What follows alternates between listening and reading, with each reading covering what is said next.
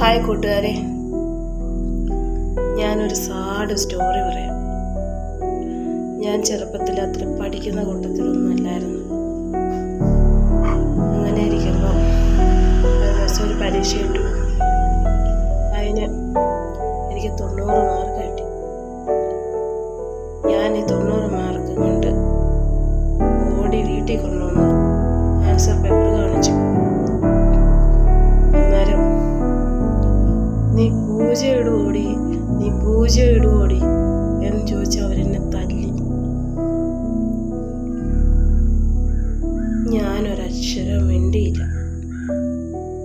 ഞാനൊന്നും മിണ്ടാൻ പോയില്ല. സത്യത്തിലേ ഞാനിട്ടത് 0 അല്ലായിരുന്നു, 9 ആയിരുന്നു.